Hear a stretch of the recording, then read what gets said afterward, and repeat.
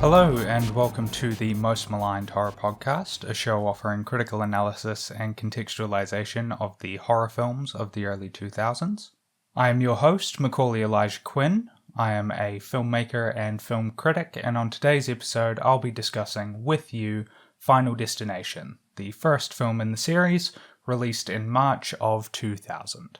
I have talked before on this show about my distaste for a certain type of critic who will just basically read the IMDb trivia page for a film and then just call that a day. This type of critic, I consider them more to be comedians than I would actual critics. I don't feel as though they have all that much to say. And Final Destination is a film which I feel has been covered by this type of critic an awful lot.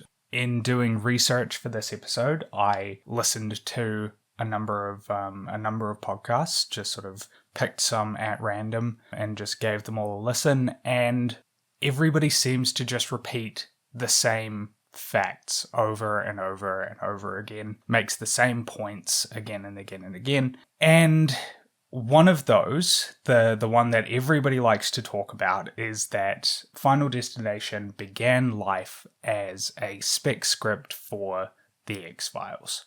For those of you who are unfamiliar with the filmmaking process, there are essentially two types of scripts that exist. So you will have either a commissioned script or a spec script. A commissioned script, as you might expect, is a script that a studio commissions. It's a script that an executive will approach an agent or a group of agents and say, hey, get one of your clients to put together a draft of this script. So this is very common for adaptations of works. So book adaptations or video game adaptations, remakes of films as well, sequels.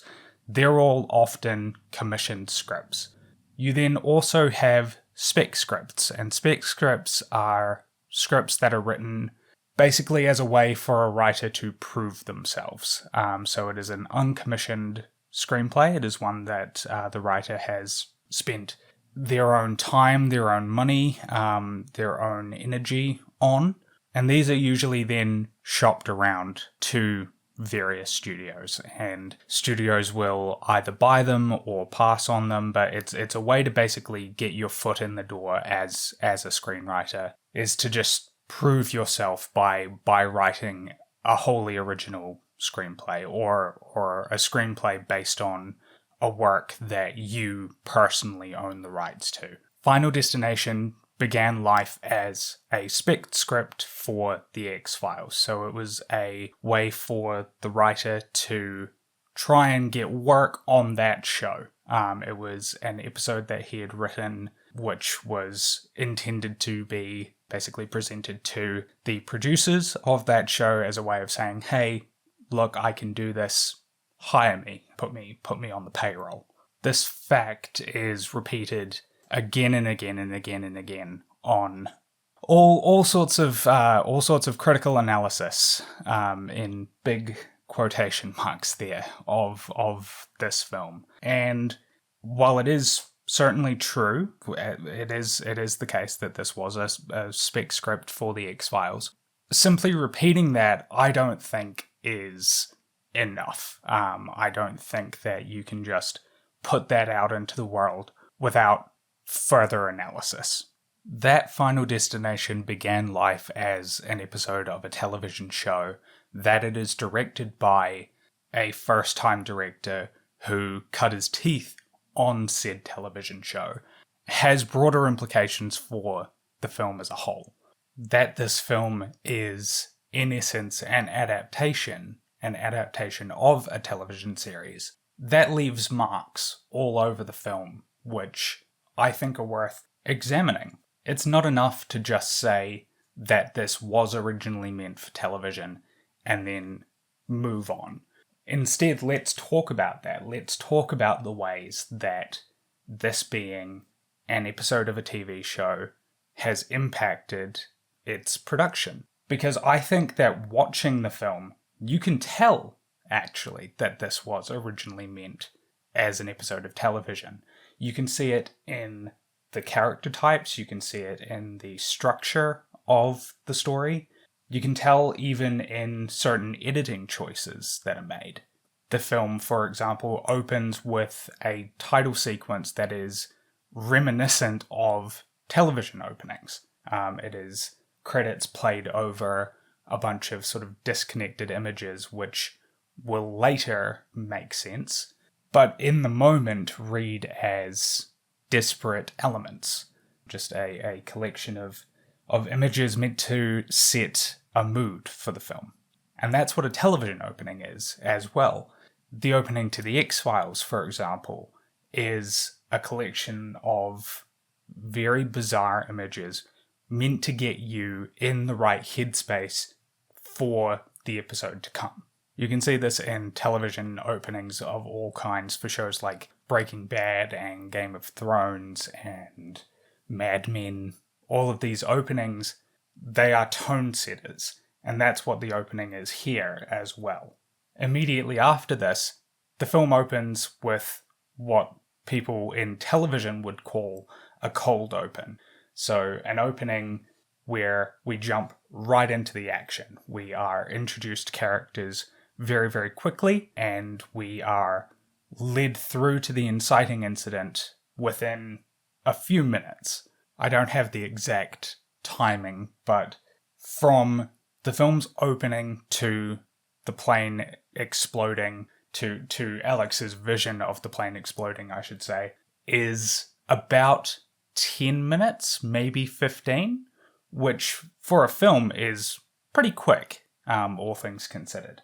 This is a good place to talk about characters as well, because I think that the characters are really, really broadly drawn. They are easily digestible. And this is not uncommon for horror films, for genre films broadly. But I think that it is also very common in episodic television series such as The X-Files. An episodic show is relatively uncommon nowadays, but is broadly a television series where one episode does not necessarily follow on from the next. You could watch them sort of out of sequence, and it wouldn't have too much bearing on your understanding of the show as a whole. It's also very common in these shows that you will see characters introduced for just one episode. At the moment, I'm in the process of watching Person of Interest, the 2010s action sci-fi thriller television series created by Jonathan Nolan, Christopher Nolan's brother, and the writer for a number of his films. On that show, characters are very commonly introduced for one episode and then they leave, never to be seen again. There are obviously a few characters that stick around from episode to episode, but broadly speaking, the majority of the players in any given episode are going to be just sort of there for that one story. And so it is necessary that these characters are drawn pretty broadly so that audiences know who they are basically from the jump, because we have to then empathize with them for the course of that story. And so characters must be very, very, as I said, easily digestible. The characters in Final Destination are broad stereotypes. Alex obviously gets a lot more fleshed out, as does Claire, but the rest of the characters, your Billies, your Carters, your Terrys, they are all very broad character archetypes. So you've got sort of the goofy, sort of bumbling fool. You've got the sort of jock character, but I wanted to say greaser there, because for whatever reason to me, he reads like a Stephen King greaser character. Carter is very unusual. Keir Smith does a really great job portraying him, but his character is very loose, very loosely defined. And then, of course, you've got Terry, who is sort of the pretty blonde. She does not receive a whole lot of character development over the course of the film. As I said, these are not uncommon character types for genre films. As well, genre films paint their characters pretty broadly the way that episodic television series do, because we have to know who these characters are very, very quickly so that we can get to the killings. But I think that this film's origins, I think that it sort of tells us a little bit about why the characters might be drawn this way. It's certainly a connection that you can make if you want to examine it in a little bit more detail than if you were to simply say, oh, this began life as a TV series, and then just, move on. If you want to look deeper, you can sort of start making these connections. And that's sort of what I want to highlight in this episode. Next, let's talk about structure. Let's talk about design. That's why we're all here, after all. In death, there are no accidents, no coincidences, no mishaps, and no escapes. What you have to realize is that we're all just a mouse that a cat has by the tail. Every single move we make, from the mundane to the monumental, it's all part of death's sadistic design, leading to the grave. Why, you could wake up dead tomorrow. Well, good night. This film is very, very precisely structured. It is very, very well paced, I believe.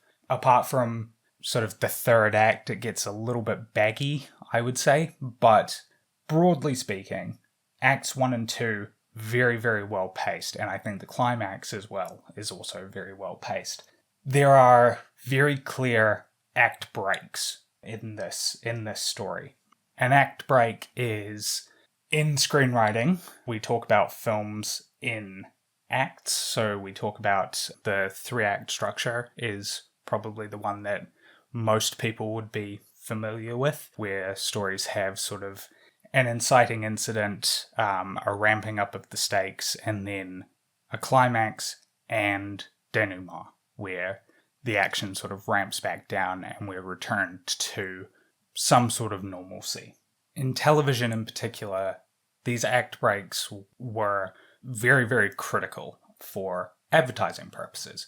You had to have very clearly defined sort of transition points where you could cut in advertising, because ideally you didn't want to just between, any given scene cut in an ad for, I don't know, car reselling or whatever else. Hi, I'm Tina from Turner's, and you know what I love? Cars! Big ones, tiny ones, uncomfortable ones.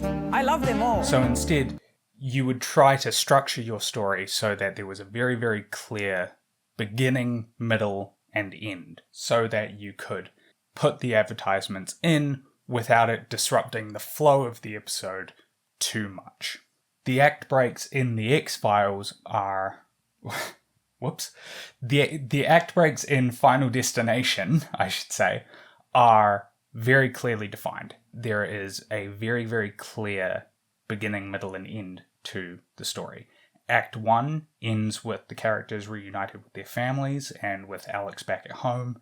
I would say specifically, Act 1 ends with the image of lightning striking the ground outside his home.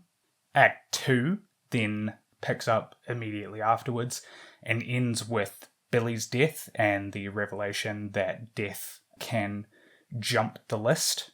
And Act 3 obviously ends when Alex is laying electrocuted on the ground with the FBI gathered around him.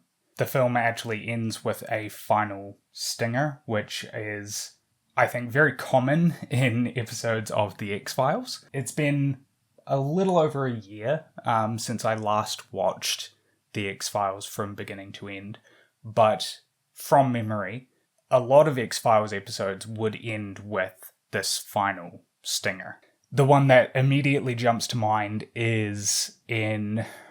I can't remember the episode title, but there is an episode where some characters they're basically goths pretending to be vampires, and the episode sort of ends, the climax of the episode has Mulder stabbing one of the teenagers with a stake. He plunges a stake into their heart, which obviously kills them.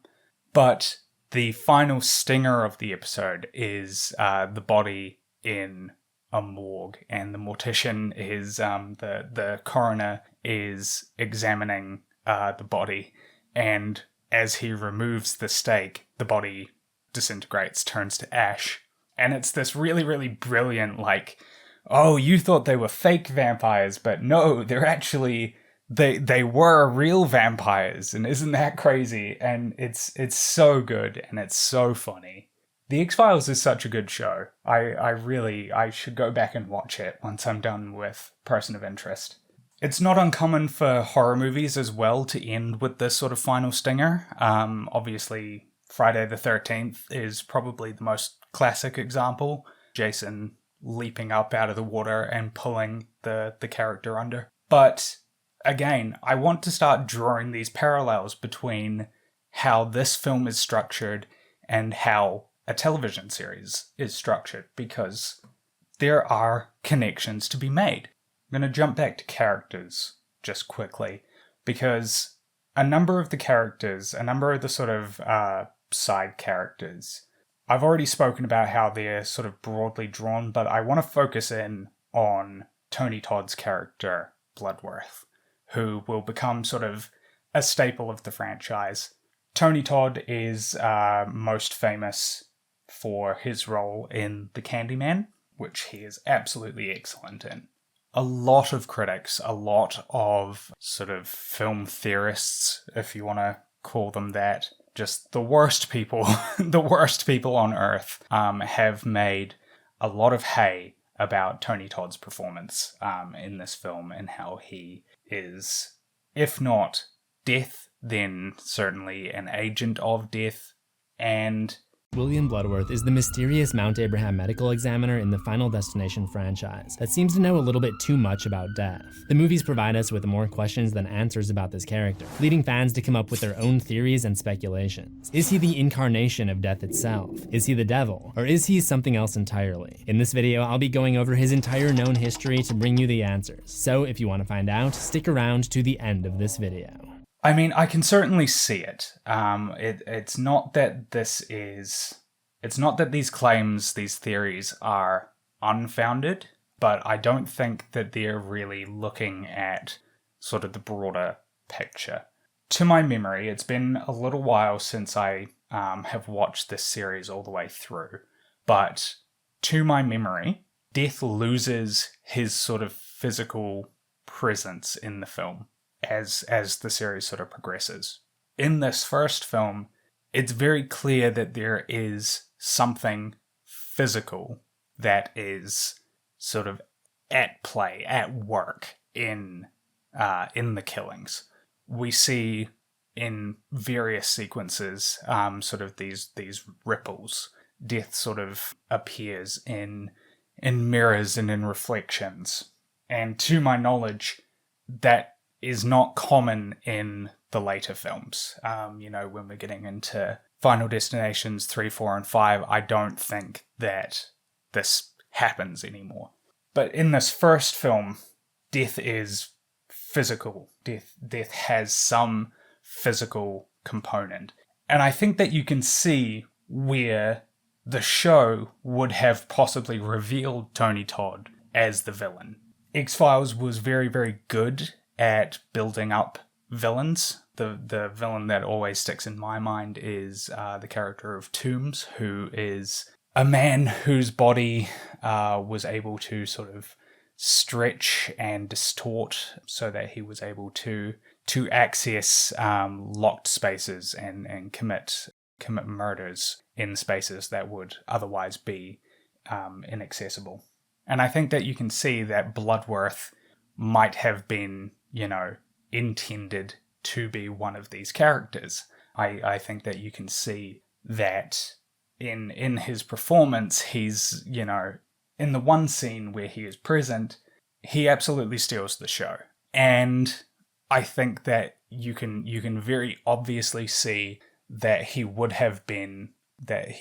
being set up to be revealed as the villain. I think that if this had have gone to television, and this is pure speculation, I think that the final stinger, rather than being the characters in Paris, rather than Alex being, almost hit by the bus, I think that instead you probably would have seen something to do with Bloodworth. I think that the episode would have returned to his mortician character.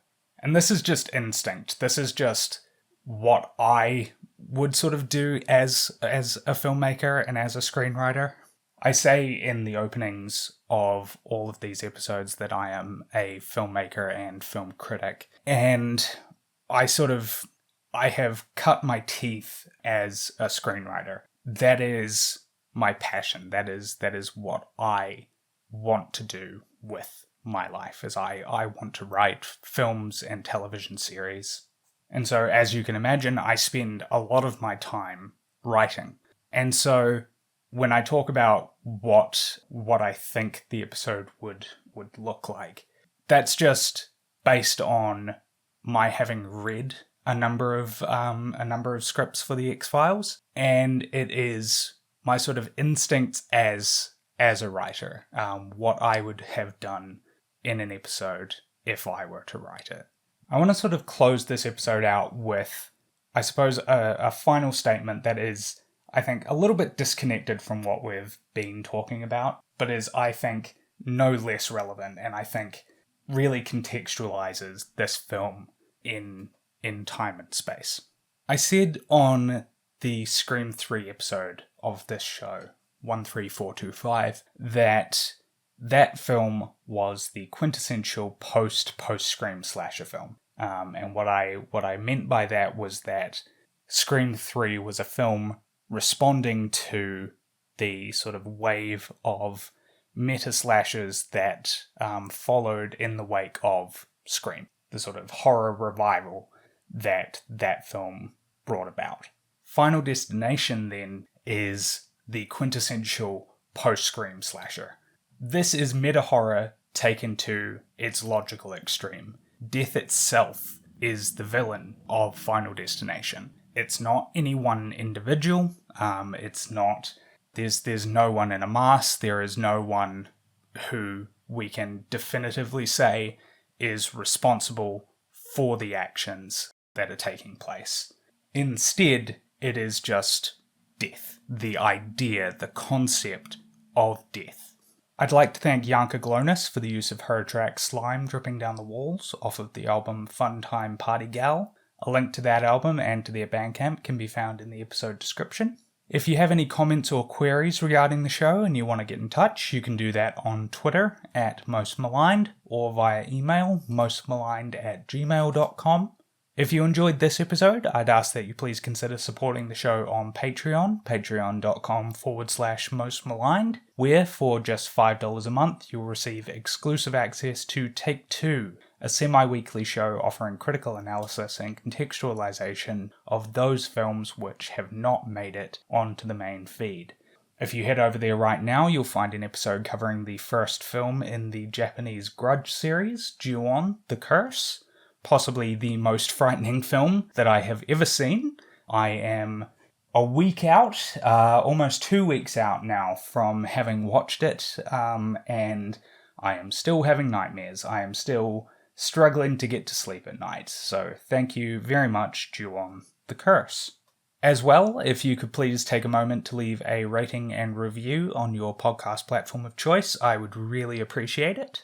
Next week on the show, we'll be discussing April 2000's American Psycho, the Manosphere and so-called edgelord movies. It's going to be a pretty heavy episode, but one that I am really, really excited to do. But until then, this has been the Most Maligned Horror Podcast.